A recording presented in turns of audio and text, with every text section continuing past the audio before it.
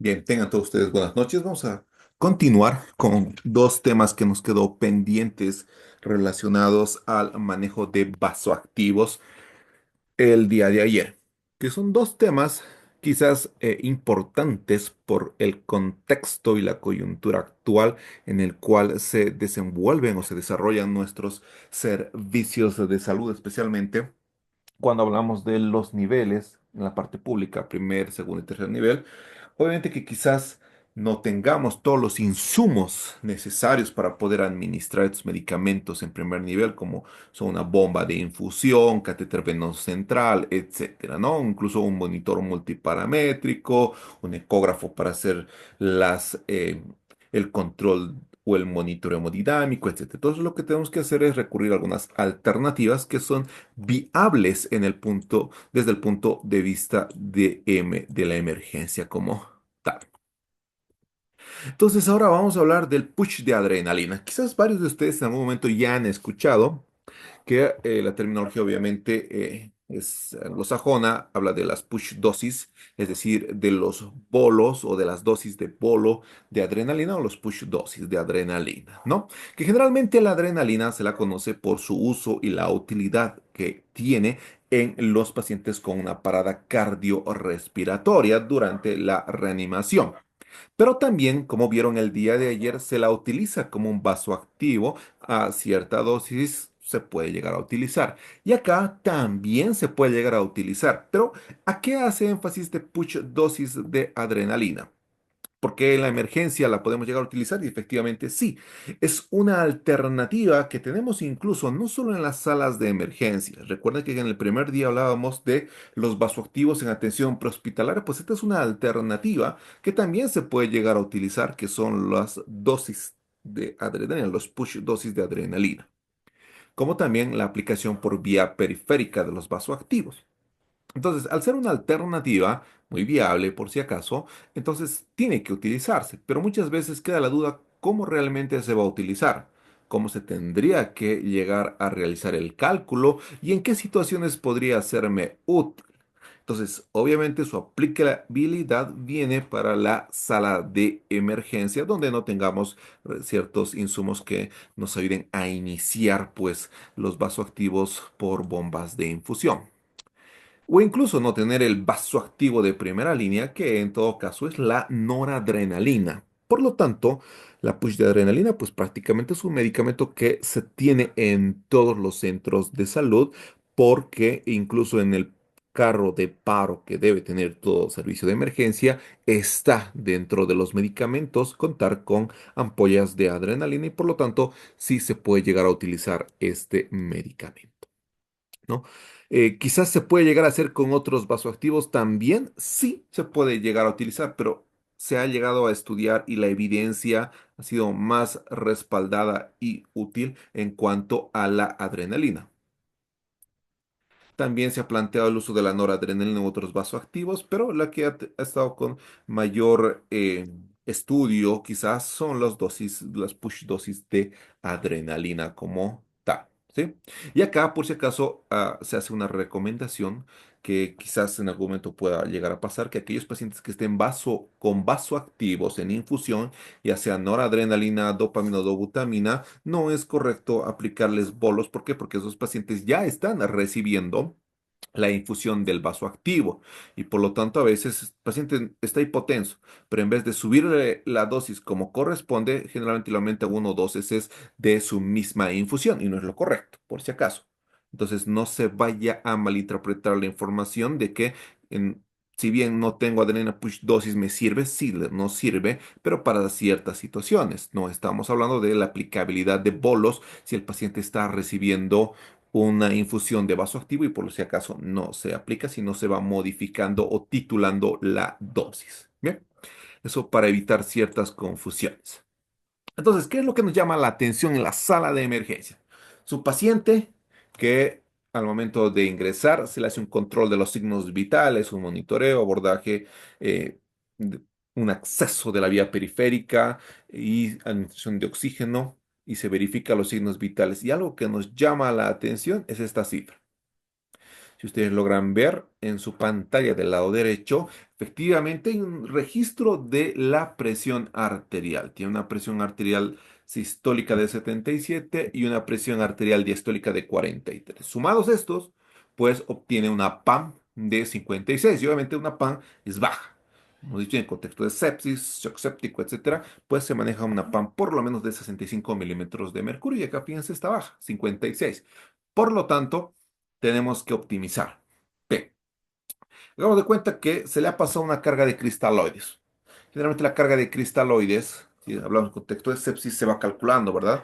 30 ml por kilogramo, pero cuando hablamos de la aplicabilidad de bolos e incluso se puede llegar a reducir entre 5 a 10 ml por el peso del paciente, porque a veces surge de forma empírica, sí hay que administrar al paciente una carga, un bolo, ¿cuánto? 500 ml, 400 ml, cuando no es lo que le corresponde, ¿no? Mientras que a pacientes que no son respondedores a volumen, se les puede llegar a aplicar menor cantidad, es decir, cardíacos, pacientes cardíacos, renales o incluso hepatópatas, entre 3 cc a 5 cc de solución cristaloide por el peso se puede llegar a aplicar para manejar de forma óptima las cargas y no recurrir a la forma empírica, ¿no? Entonces, en este caso sí le han administrado, pero no responde, entonces no tengo vasoactivos. Es decir, no tengo noradrenalina, dobutamina y justo solo me queda una ampolla de adrenalina. Tampoco me va a servir para poder iniciarla como un vasoactivo, ¿verdad? Porque requerimos por lo menos unos 10 miligramos para poder administrar. Entonces vamos a recurrir a esta alternativa, esta situación en la que podemos compensar la parte hemodinámica con el uso de la fluidoterapia mediante los cristaloides, de preferencia el Ringer lactato por la menor cantidad de cloro que tiene. Entonces, se opta por utilizar los push dosis de adrenalina, ¿no? Entonces, en emergencia, para que se comprenda, esta es una alternativa. No es algo con lo cual el paciente va a estar 12, 24 horas, ¿sí? O va a estar días. No, esta es una aplicabilidad momentánea, temporal, hasta que se logre establecer el estado hemodinámico del paciente, el paciente llegue a un lugar de mayor complejidad o se llegue a disponer de los insumos, ya sea bombas de infusión, vasoactivos como la noradrenalina, ahí recién podemos llegar a optar por estas otras alternativas. Valga la redundancia, esta técnica es un plan B, es un plan de rescate. Sí, vale, el término incluso rompas en caso de emergencia un cristal, pues ahí lo tenemos de reserva para poder utilizar en la sala de emergencia. Bien, pero comencemos comentando algunos casos o algunas cuestiones relacionadas a la administración de este medicamento mediante esta solución. Ustedes van a escuchar incluso el push y el flush. Luego vamos a indicar, el push pues hace referencia al bolo, ¿no? De dosis. ¿Qué es un push dosis? ¿Qué es una push dosis? Pues prácticamente es la administración en bolo, ¿sí? Fíjense, es un bolo de un vasopresor, en este caso la adrenalina, que habitualmente ponemos una bomba de infusión continua, con el objetivo de optimizar el estado hemodinámico del paciente. Entonces, eso es lo que es una push dosis en este contexto al momento de utilizar vasoactivos. Bien. La segunda cuestión es cuándo utilizarlo, es decir, cuándo podemos llegar a utilizarlo. Les he comentado, no se utiliza en todas las situaciones, pero hay ciertas situaciones o momentos en la sala de emergencia que se puede llegar a utilizar, principalmente cuando el paciente presenta datos de hipotensión, ¿sí? Que aparentemente puede ser un registro agudo, es decir, el paciente previamente no registra hipotensión y ahora sí está registrando y suele pasar.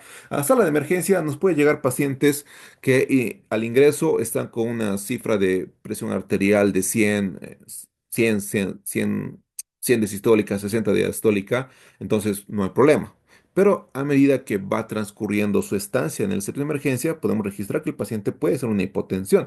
Y sí, ahora, la hipotensión secundaria, es decir, hipotensión aguda. Acá hacemos referencia principalmente a estas situaciones. ¿Cuándo hay una situación aguda? Cuando hay una hipotensión secundaria a una sedación excesiva. Bien, ¿cuándo podrá realizarse esta sedación? Hay medicamentos como el propofol, midazolam, etc. Generalmente en pacientes en los que se trata de contener la agitación psicomotriz. A veces se aplica midazolam y por lo tanto el midazolam puede llegar a hipotensar al paciente o a veces incluso durante las reducciones de ciertas luxaciones. Con el servicio de traumatología también se puede llegar a utilizar en exceso quizás el propofol y por lo tanto el paciente llegue a hipotensar y por lo tanto va a requerir que ese estado hemodinámico que en ese momento está hipotenso a pesar de la carga y de la push dosis, pueda mejorar. En otras situaciones podrán ser procedimientos intervencionistas, es decir, incluso en quirófano, el anestesiólogo utiliza esta técnica cuando el paciente va cayendo o va registrando cifras de tensión arterial baja. Se puede llegar, porque también hay evidencia demostrada de los bolos de adrenalina, push dosis de adrenalina durante la eh, parte quirúrgica en el perioperatorio, ¿no? Otra situación que se puede llegar a presentar hipotensión es en los pacientes en los que van a ser intubados. Generalmente un paciente que está con una tensión arterial al límite, es decir, 90-60 de presión. Se realiza la secuencia de intubación donde se va a pasar como inducción fentanil, se va a pasar como hipnótico, ya sea midazolam, ya sea propofol, etcétera. Entonces, durante la secuencia de intubación, el paciente puede llegar a hipotensar cuando se tenga esas cifras que están al límite. Entonces, el paciente, para evitar esa situación de hipotensión, se puede corregir durante la intubación. Porque incluso se ha ido asociando que durante la intubación y la hipotensión, pues puede llegar a presentar un paro cardiorrespiratorio al paciente. Entonces queremos evitar esas situaciones de hipotensión aguda y para estas situaciones pues es muy útil nuestra alternativa con la adrenalina, ¿sí? Y más aún cuando la mortalidad se la ve asociada, y es algo que hemos ido repitiendo en varias ocasiones, que la mortalidad asociada a la hipotensión, ya sea en la sepsis, en un paciente politraumatizado, un paciente de trauma, pacientes con eventos cerebrovasculares, ya sea de tipo isquémico, hemorrágico, etcétera, también pueden llegar a presentar hipotensión, puede llegar a tener mayor mortalidad si no se corrige de forma pronta la parte hemodinámica, ¿sí? La tercera cuestión que nos planteamos es, ¿y cuál se utiliza? Se los he comentado, hay varios medicamentos, noradrenalina, dobutamina, etcétera, pero la que está más respaldada y la que ha mostrado mejores resultados, pues es la adrenalina. Tiene una actividad tanto en los receptores alfa como en los receptores beta adrenérgicos, ¿no? Lo cual es muy útil principalmente por su actividad de vasoconstricción, lo cual también llega a aumentar la contractibilidad cardíaca y por ende muy útil al momento de compensar la parte hemodinámica, ¿no? Y aquí hace nuevamente la diferencia. No es la misma dosis que se aplica durante el paro, que en el paro se aplica 1 miligramo en bolo endovenoso cada 3 o cada 5 minutos. No es la misma dosis.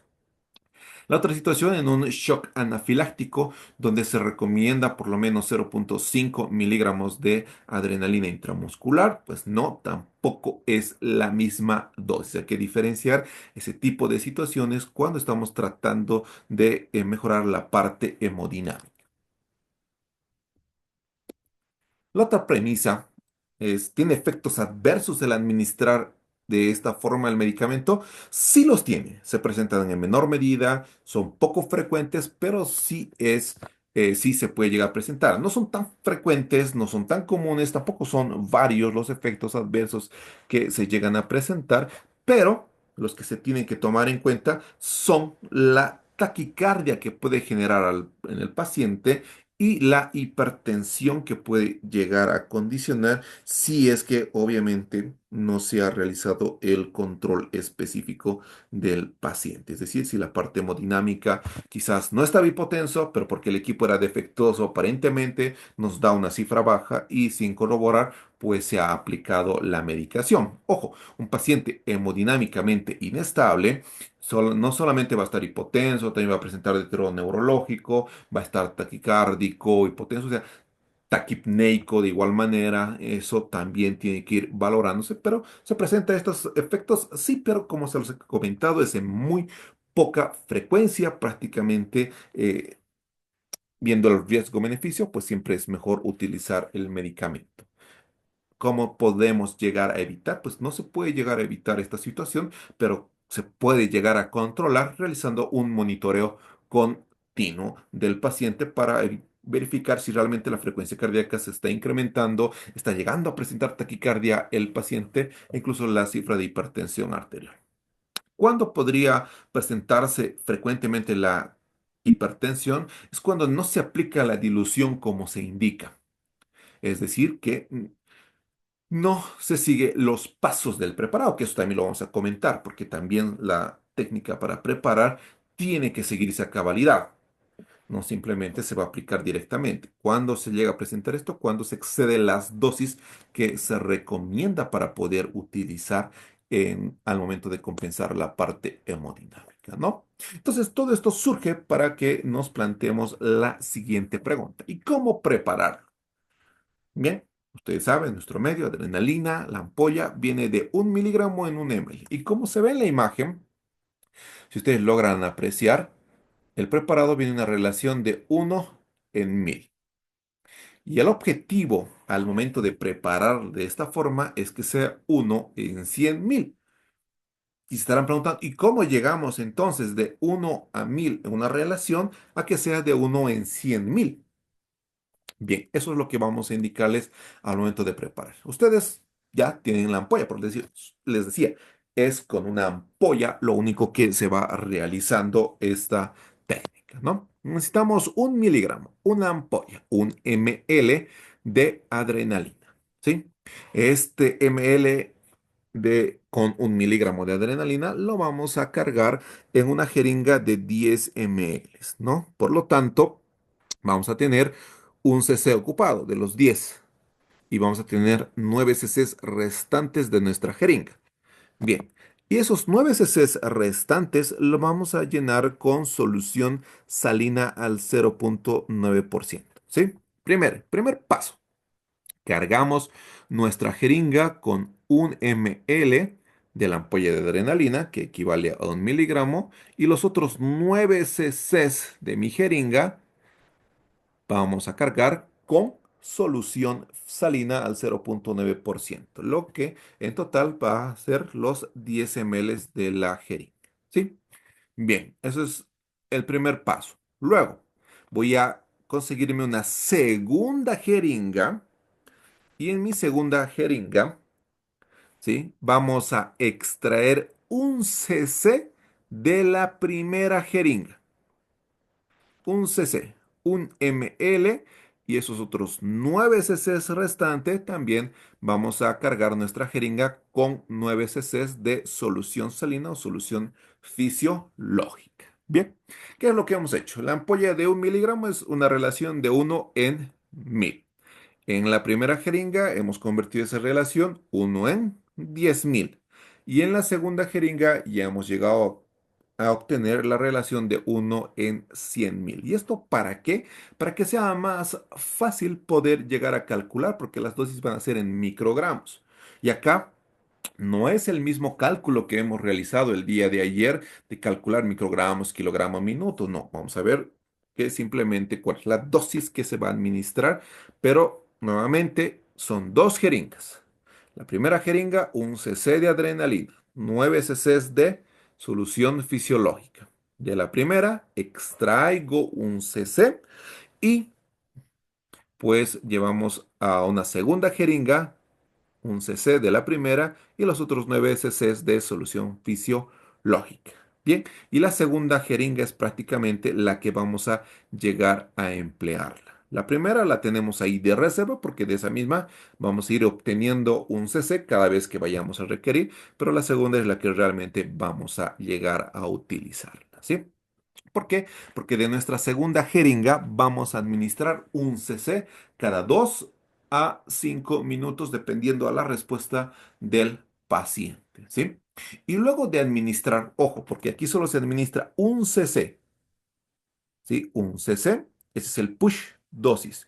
Luego de administrar un cc, la indicación es que se administre por lo menos unos 20 cc's de solución salina para empujar el medicamento, lo que se conoce como el flush. ¿Sí? Se administra un cc del bolo de adrenalina, del push dosis de adrenalina, y luego se empuja con 20 cc de solución salina. ¿De acuerdo? Bien, quizás poquito para aquellos que quizás no están familiarizados con esta administración de la adrenalina pueda variar o confundir, pero lo vamos a ir reforzando. Bien, nosotros tenemos una infografía que igual vamos a compartir con ustedes, donde habla de la push dosis de adrenalina, ¿no?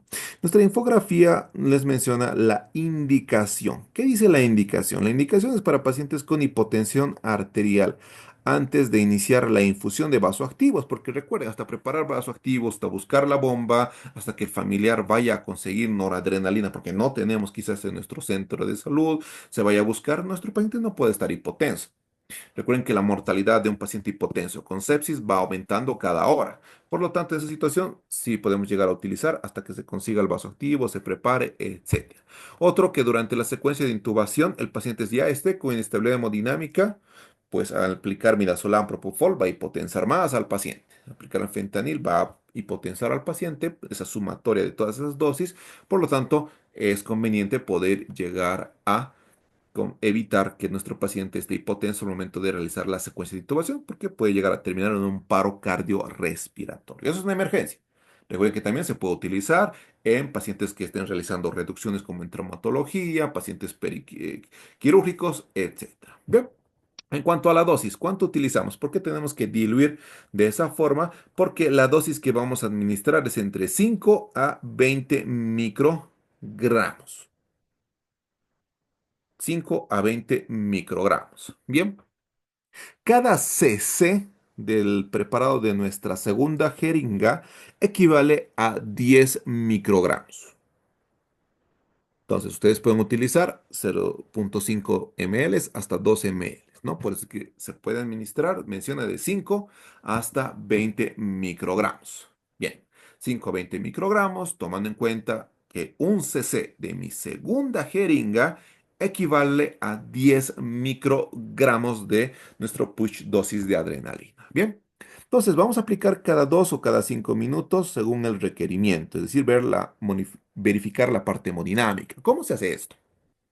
Realmente se obtiene un acceso venoso, se deja una llave de 3 vías, por una de esas llaves de 3 vías se conecta a nuestra jeringa y por la otra pues se tiene la solución para poder aplicar el volumen, etc. Entonces se la tiene conectada y cada 2 a 5 minutos se va aplicando solo un cc, no más. ¿De acuerdo? Si ustedes ven por conveniente que el paciente quizás tenga que recibir un poco más de dosis, hasta 20 microgramos se puede utilizar, es decir, 2 cc's cada 2 a 5 minutos. Pero no se olviden que la dosis es entre 5 a 20 microgramos y 10 microgramos equivale a un cc de mi segunda jeringa. Bien. Y luego de administrar nuestro push dosis de adrenalina, es recomendable que se administre después un flush, es decir, un bolo de solución salina que generalmente son 20 cc. ¿Sí? En la preparación es lo mismo que acabamos de comentarles, es diluir 1 miligramo, 1 ml de adrenalina en una primera jeringa con 9 cc de solución salina al 0,9%, luego extraer de la primera jeringa 1 cc y diluir con 9 cc de solución salina al 0,9% en una segunda jeringa de la cual se va a administrar la medicación. Y la relación, 1 ml igual a 10 microgramos. ¿Va? Entonces, es una administración práctica y sencilla, pues efectivamente lo es. Les va a ayudar a compensar la parte hemodinámica cuando ese paciente tenga una inestabilidad de forma momentánea, sí. No se olviden, forma momentánea. No quiere decir que esto va a suplir la infusión de noradrenalina o de cualquier otro vasoactivo o inotrópico, pero nos va a ayudar, nos da un poco más de chance, una oportunidad hasta que consigamos los insumos o nuestro paciente se ha trasladado o referido a un centro de mayor complejidad. ¿Sí? Entonces no se olviden ese detalle, porque muchos nos preguntan, ¿y cuántas horas puede estar con esto? Pues hasta que se acuda a un segundo, se tenga insumos o se acuda al centro de mayor complejidad.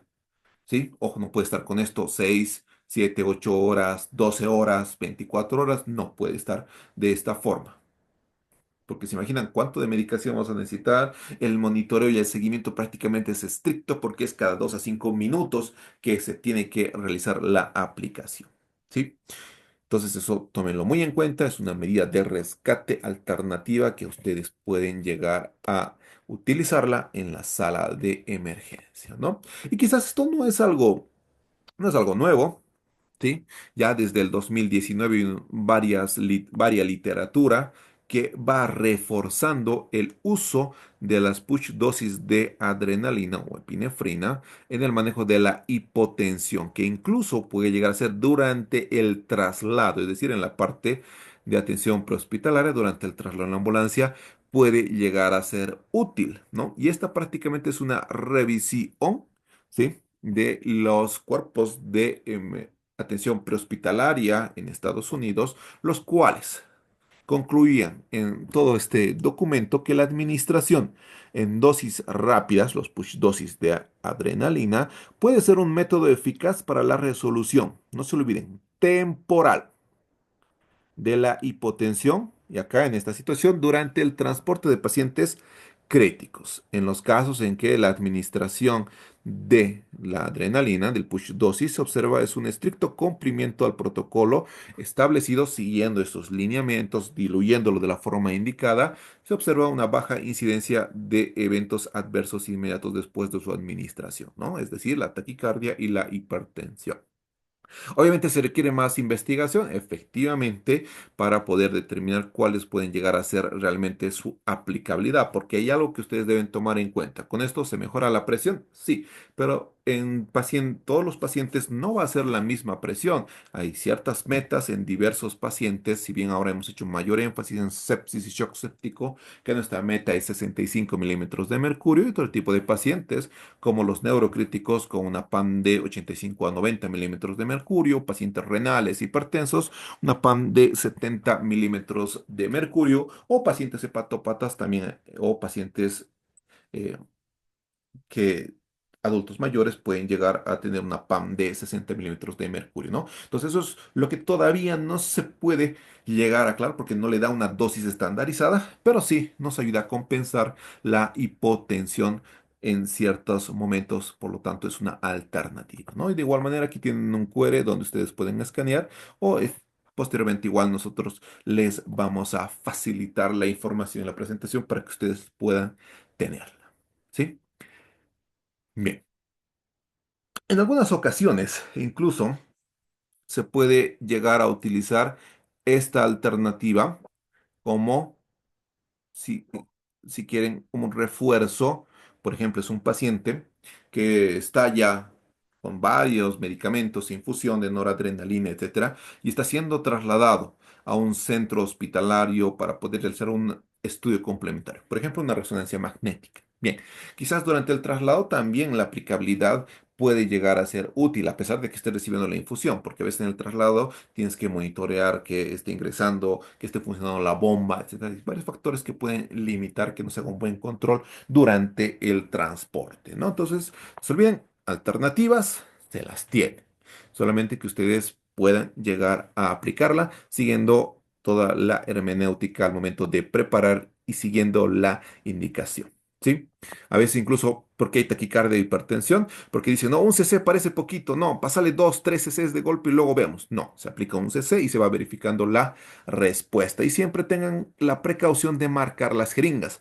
A veces de la primera jeringa, eh, al momento de extraer la segunda puede haber una confusión. Y en vez de pasarle los cc's de la segunda, le están pasando un cc de la primera jeringa. Y obviamente ahí sí pues va a producir la taquicardia y la hipertensión de forma abrupta, ¿no? Entonces siempre marquen las jeringas, las tengan rotuladas para poder identificarlas. Bien, eso es en cuanto al push dosis, es algo práctico y útil y esperamos que ustedes puedan llegar a utilizarlas en la sala de emergencia cuando sea necesario.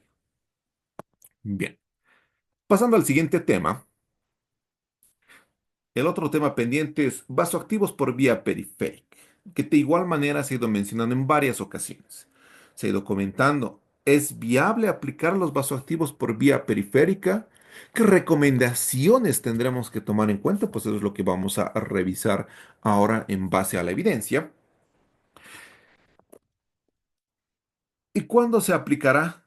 Pues esto se aplica lo más pronto posible Se trata de evitar que nuestro paciente esté o permanezca hipotenso. Lo hemos mencionado en la sepsis un montón de veces que incluso dentro de las guías de la campaña sobreviviendo a la sepsis, a partir del 2022, incluso ya la recomienda para poder utilizarla por vía periférica. Si bien en las guías anteriores solo mencionaba el inicio pronto de vasoactivos, pero no hacía énfasis a la recomendación de la por la vía periférica, pero ya a partir del 2022 pues ha ido recomendándose para poder utilizar en estos pacientes que están hipotensos en la sala de emergencia, que no responden de forma inicial a la fluidoterapia o a la carga con cristaloides y por lo tanto debemos iniciar, aunque sea por vía periférica, para desmentir ese mito que se tiene de que solo los vasoactivos pueden ser administrados por un catéter venoso central, ya sea yugular, ya sea subclavio, etcétera, o un acceso a grandes vasos como es un catéter femoral, ¿no? Tiene esas alternativas para poder llegar a utilizar, pero no se debe retrasar, y lo veíamos ayer. El hecho de que ustedes retrasen la administración de la noradrenalina, pues prácticamente aumenta la mortalidad, y el retrasar, pues es muy contraproducente para el paciente porque va a generar, recuerden, 16% por cada hora que se va retrasando el vasoactivo en los pacientes hipotensos o con inestabilidad hemodinámica. Bien. En emergencia, entonces, cuando ustedes tengan un paciente sin problema, inicien por vía periférica, inicienle pero a dosis bajas, ¿verdad? Si tienen un paciente por vía periférica, le vamos a iniciar, no vamos a comenzar con 0,3 microgramos kilogramo minuto de noradrenalina, no vamos a comenzar con 0,4, no, comenzaremos con 0,05 o comenzaremos con 0,1 microgramos kilogramo minuto. Entonces, siempre comiencen con las dosis más bajas para ir escalando. Obviamente se va titulando la dosis del vasoactivo de acuerdo a la respuesta hemodinámica del paciente. Y por lo tanto, la hipotensión es una emergencia en el paciente, efectivamente, y por lo tanto se puede administrar, ¿no? Alternativas las tienen varias. En el anterior tema hay una de ellas, y la otra alternativa es iniciar por vía periférica y luego ya hasta que coloquen un catéter venoso central, hasta que busquen personal con mayor experiencia para colocar el dispositivo, pues tiene que iniciarse por vía periférica y no permanecer hipotenso. Una de las causas principales de paro es que el paciente permanezca hipotenso. Bien, entonces vamos a ir a estas recomendaciones donde nos habla. La administración temprana de vasopresores en pacientes con shock séptico mejora los resultados del paciente, y efectivamente es un estudio del 2020 que se hizo en Canadá donde reafirma el uso de los vasoactivos por vía periférica. ¿Y qué es lo que nos menciona? Recuerden, sepsis, iniciar vasoactivo de forma pronta. 2022 ya menciona las guías que se debe iniciar aunque sea por vía periférica para poder administrar el vasoactivo y compensar la parte hemodinámica. Recuerden, asociar mortalidad e hipotensión en sepsis es lo más característico y por lo tanto eso es lo que queremos evitar. Si ustedes tienen una PAN baja, mayor mortalidad.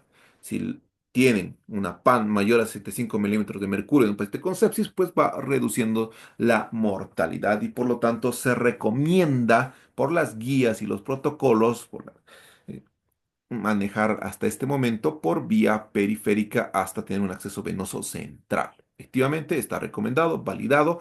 No hay, por muchos tienen ese temor de no iniciarle. ¿Por qué? Porque solo se les ha indicado, solo se les ha instruido por un catéter central y no, lo dicen las guías. Tienen ese respaldo desde el 2022 para poder iniciarla por vía periférica, ¿no? Y es algo que, por ejemplo, para hacer un paréntesis, nos pasa muchas veces. Nosotros que estamos en un hospital de tercer nivel como es el Hospital Viedma, siempre nos mandan las referencias y nos quieren mandar pacientes. ¿Cuál es el motivo de referencia? Paciente hipotenso. ¿La inició activo? No. ¿Por qué? Porque no tenemos un catéter venoso central. Bien, pero puede iniciar por vía periférica. Quizás no conocen las dos, pues se le indica cuánto le tienen que iniciar.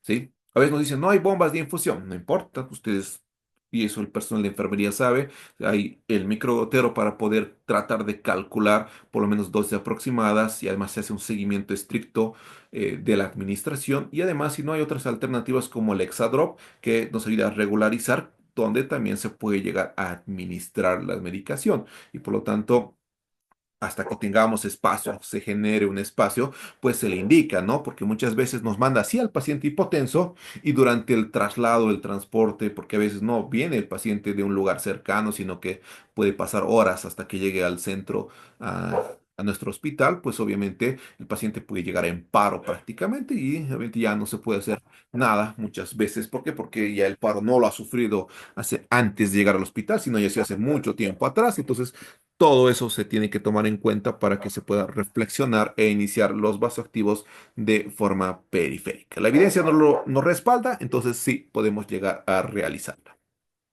El otro punto, cuando se puede establecer el acceso venoso, cuando no se puede establecer el acceso venoso central, es aceptable administrar vasopresores a través de catéter periféricos y efectivamente sí es un estudio del 2020 que se realizó por Colón y colaboradores donde nos indica y nos respalda para poder reducir la mortalidad en los pacientes con cuello séptico e iniciarlo por vía periférica. Ya ves incluso en el hospital nosotros le indicamos que ya comience a administrar el vasoactivo por vía periférica mientras vamos preparando el material y colocando el catéter venoso central, pues ya está ingresando el medicamento y cuando ya se tiene el acceso, pues se cambia tranquilamente, ¿no? Pero tradicionalmente, y eso hasta ahora persiste, por eso los comentaba, que los médicos en ciertos lugares no quieren iniciarlas por vía periférica por el temor principalmente a las complicaciones, y es válido. Si hay complicaciones, se presentan como la extravasación que puede llegar a producir isquemia, necrosis, sí, efectivamente puede hacerlo, pero por eso mismo se tiene que indicar a dosis bajas y el personal que va a estar durante el traslado o está haciendo el monitoreo del paciente tiene que hacer un seguimiento estricto, verificar que el medicamento esté ingresando por vía periférica en la dosis indicada.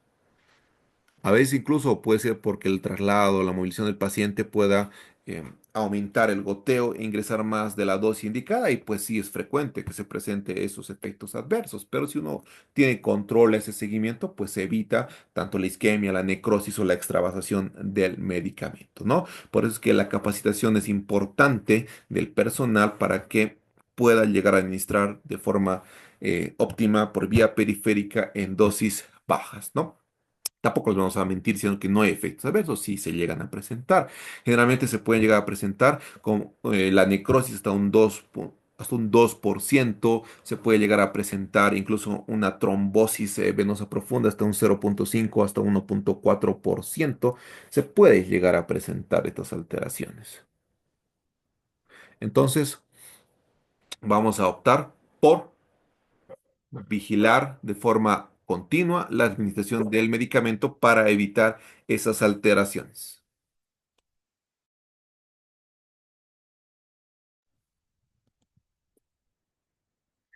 El otro planteamiento es si la lesión por extravasación de los vasopresores administrados a través de un catéter periférico es poco común, de acuerdo a la evidencia, a la literatura que ya en el 2021 Evans y colaboradores nos mencionaba y está también mencionado en la campaña sobre la sepsis, pues es bajo el porcentaje que se llega a presentar. Generalmente este es un estudio multicéntrico que se realiza el 2021 con 16.055 pacientes en los cuales se administró por vía periférica, ¿sí?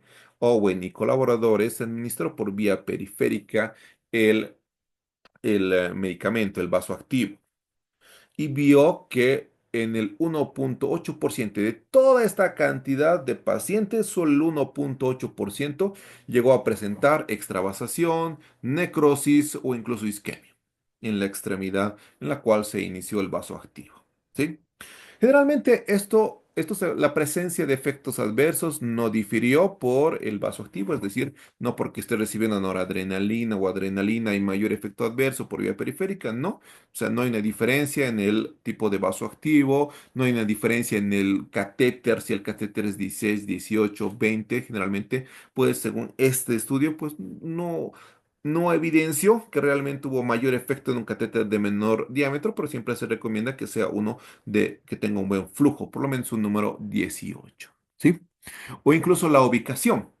Tampoco quiere decir que porque esté en el dorso de la mano, en la vena cefálica, en la basílica, hay mayores efectos, etcétera. No. Entonces, no difirió el tipo de vaso activo, el tipo de catéter o la ubicación para poder presentar mayor cantidad de efectos. Pero hay algo que sí les llamó la atención al momento de realizar el estudio y lo comenta, que se llegó a presentar extravasación, especialmente en aquellos pacientes en los que tenían el catéter en la parte inferior hacia la fosa antecubital. Si bien plantea el estudio que no hay una interferencia por la ubicación, no hay un cambio significativo por la ubicación aparentemente, pero sí se vio que hay un poco más de pacientes con extravasación cuando el catéter está en la parte inferior a la fosa antecubital, ¿no? En comparación a aquellos catéteres que se encontraban en la fosa cubital o en la parte superior, ¿sí? Además, este estudio hizo un seguimiento de estos pacientes que recibieron vasoactivos por vía periférica entre 6 hasta 50 horas, fíjense, es decir, 2 días y un poco más, ¿no? De seguimiento para poder administrar vasoactivos por vía periférica. En la actualidad, se recomienda incluso ser menos invasivos con los pacientes. Vean que hay pacientes que se hace este seguimiento, que a veces incluso el paciente requiere 1 o 2 días vasoactivos hasta compensar la parte hemodinámica, darle todo el tratamiento que se indica en la campaña sobre la sepsis, optimizar la parte de hemoderivados, etcétera. Y a veces solo requiere 1 o 2 días vasoactivos. En el peor de los casos, cuando hay una evolución tórpida, pues ahí requiere más días.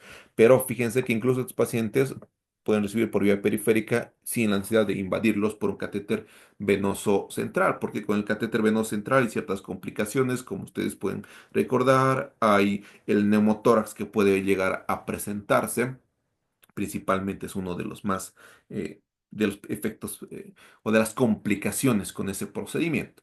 Entonces, hay incluso la bacteremia asociada a la introducción de catéteres también es frecuente. Entonces, ahí vamos viendo, ¿no? Tratamos de ver en la actualidad de no ser tan invasivos, pero darle al paciente la terapia que corresponde, es algo que se tiene que tomar en cuenta.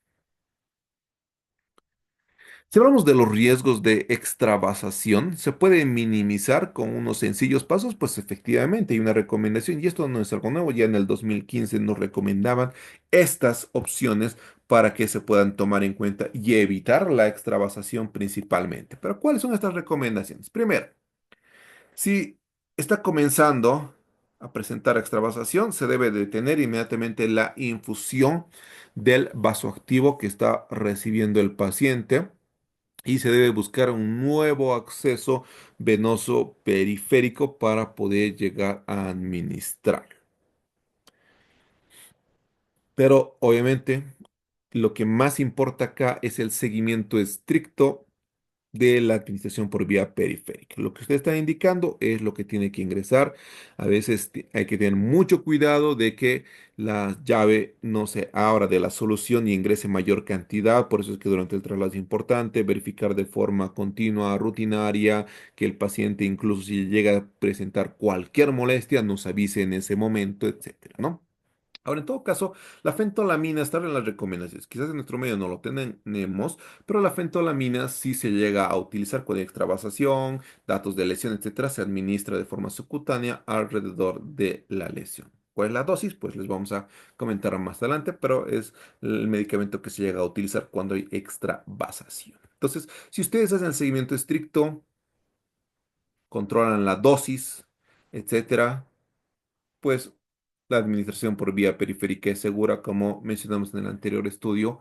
Más de 16.000 pacientes que incluso hasta 50 horas han permanecido con vasoactivos por vía periférica, pues han sido mínimos, solo 1,8% la cantidad de estos pacientes que llegaron a presentar efectos adversos. Bien, en el mismo estudio de Owen y colaboradores, donde hablábamos de los efectos adversos, menciona, se debe considerar los protocolos institucionales al utilizar vasopresores periféricos. Efectivamente, se debe llegar y nos recomienda un flujograma, que es este al momento de llegar a evidenciar o verificar la extravasación. Bien, vamos a la parte superior de la imagen, donde vemos el manejo de la extravasación de un vasopresor en pacientes adultos.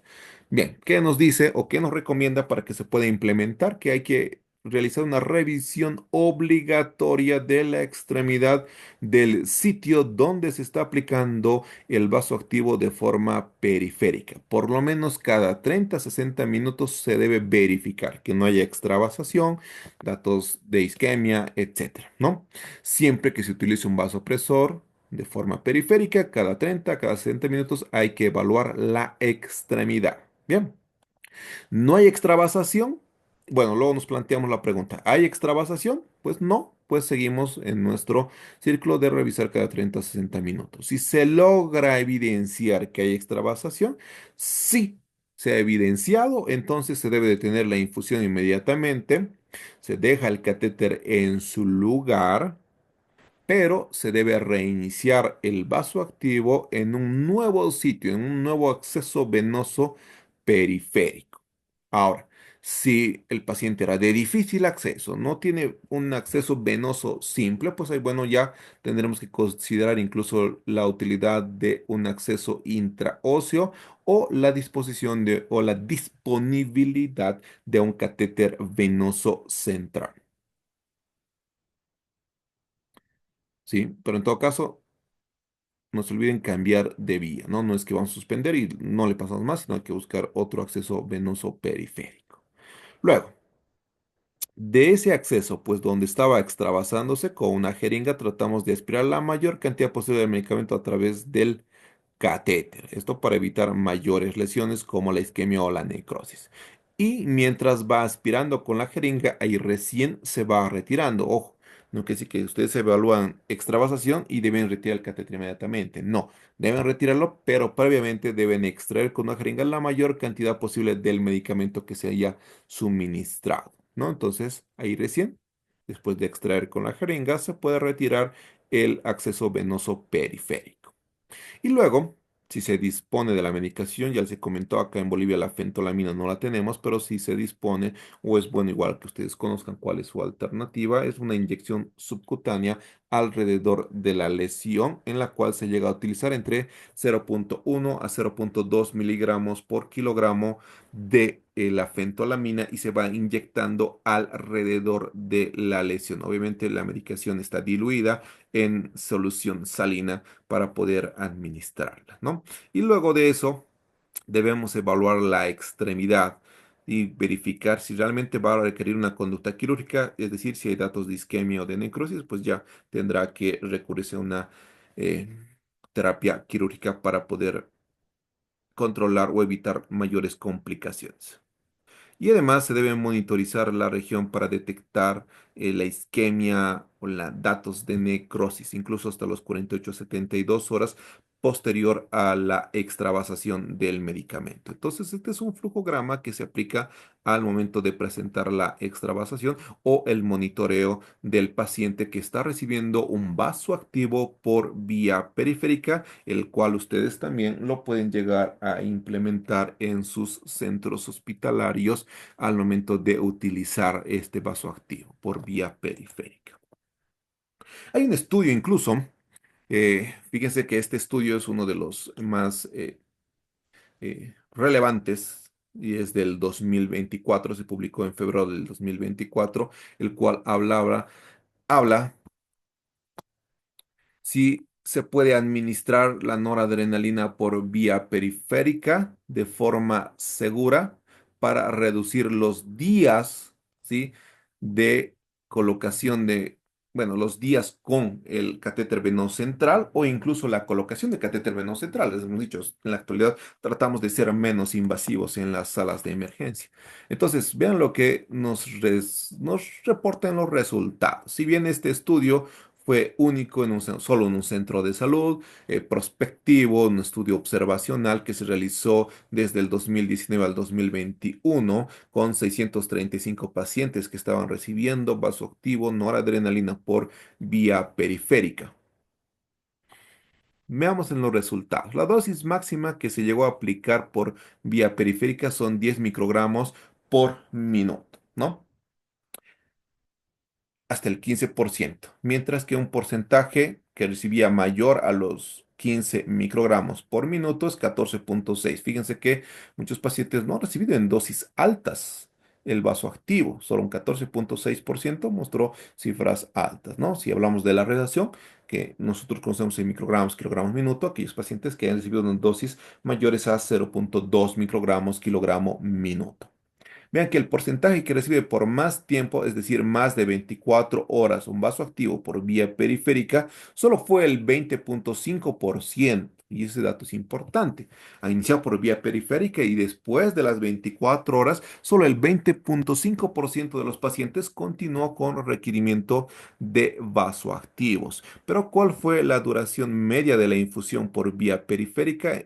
Casi 6 horas, 5,8 horas de todos los pacientes. Fíjense que prácticamente en menos de 6 horas ya se compensaba al paciente, ya sea con fluidoterapia, con hemoderivados, etcétera, y pues acortaba el tiempo para permanecer con vasoactivos, para que se le pueda colocar un catéter o incluso si ese paciente tiene catéter, fíjense, en menos de un día, pues prácticamente ya no hubiese sido requerido, ¿no?